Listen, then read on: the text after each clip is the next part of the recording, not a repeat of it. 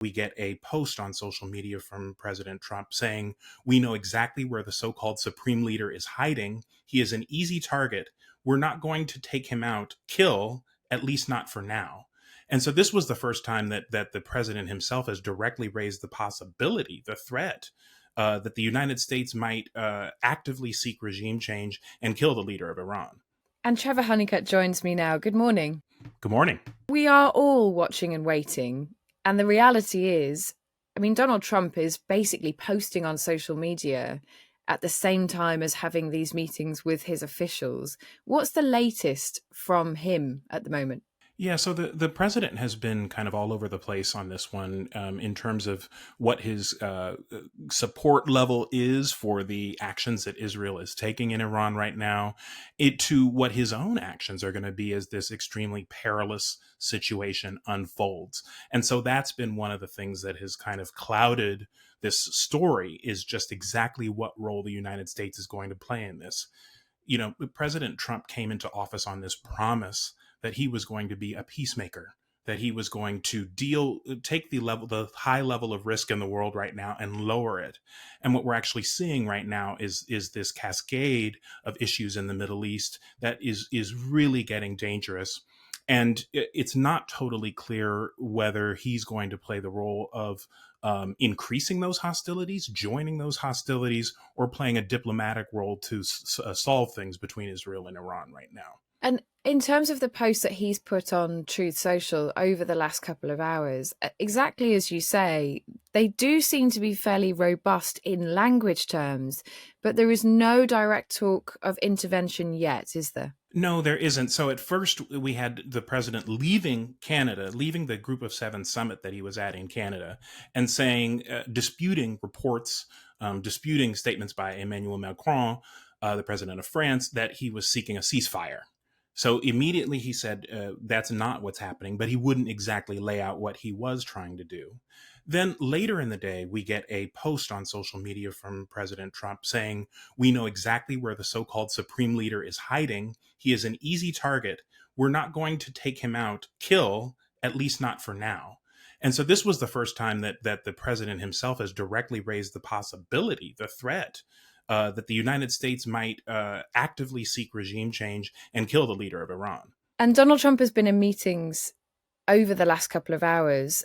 He came out of those meetings and had a phone call with Benjamin Netanyahu. Do we know anything about what the two men discussed in that phone call? No, this is one of the great mysteries of this crisis that's unfolding right now, is exactly what the negotiations are between the president and the Israeli Prime Minister, Benjamin Netanyahu.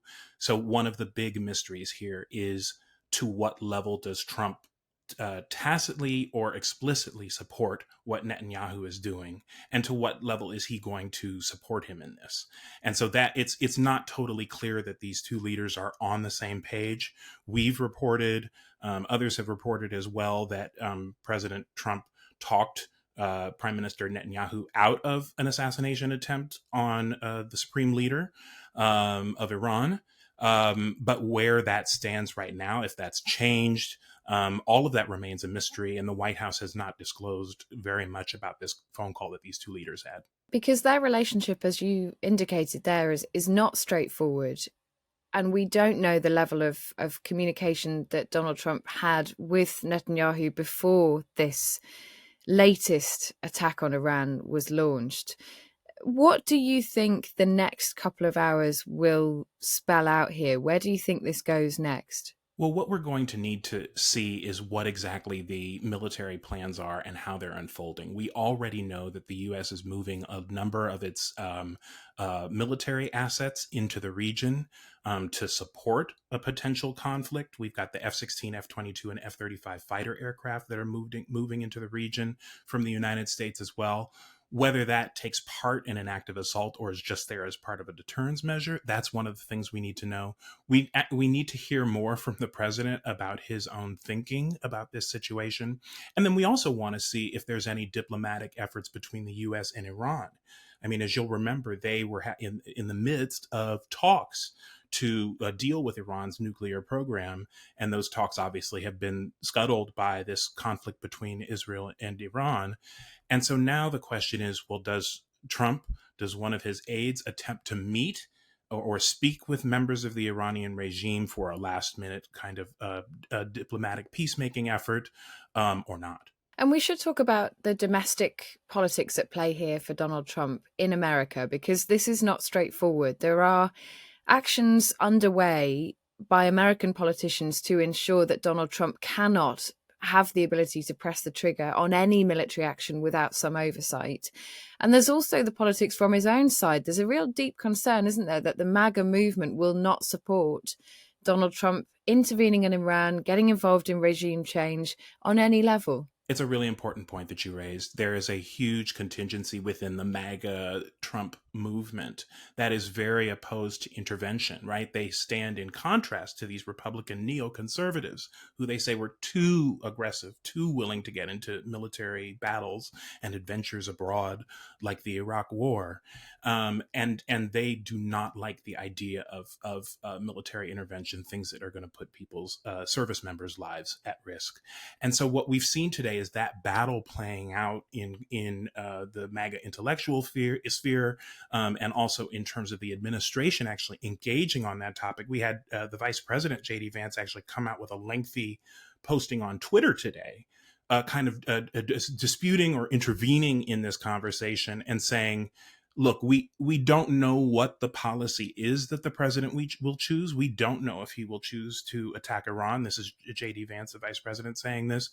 But we have to trust him. We have to trust him that whatever decision he makes is going to be in the interest of the American people. And so that message has been kind of read as attempting to get the MAGA folks more on sides with the administration and get them comfortable with whatever action President Trump ends up taking, including if that means bombing Iran's nuclear facilities. And finally, Trevor, does Trump have the ability within your political system to make this decision alone? Does he have to seek any extra authority, or could he just say, no, you know what, we've moved our assets to the region, we're going to unleash this bunker buster bomb, we're going to help the Israelis out, and then we're done? Could he do that just by himself? So we've seen over many presidencies across many parties for decades now an increase in the ability of the president and the willingness of the president to go it alone, to take extraordinary military action without the approval of Congress. And so that's a big question now is how it seems like so far Trump is willing to move forward without a whole lot of consultation. He was asked on the flight back from Canada to the United States if he had consulted the Gang of Eight. These are the top people in Congress who on foreign affairs issues like this, who would normally be consulted. And he said that he didn't think it was, he said that they probably would be, but that it wasn't that important. And so that is unusual. And we're starting to see a little bit of signs of anger and frustration with some of the folks on Capitol Hill, the lawmakers, about not being consulted, not necessarily disagreeing with the policy if they're Republicans, but not enjoying the fact that they haven't been consulted on what the strategy is. So that's a bit of drama as well that's going to play out over the next 48 hours. Yeah, there's a lot going on here, Trevor. We'll keep an eye on it, and I'm sure you will too. Many thanks for joining us. Thank you.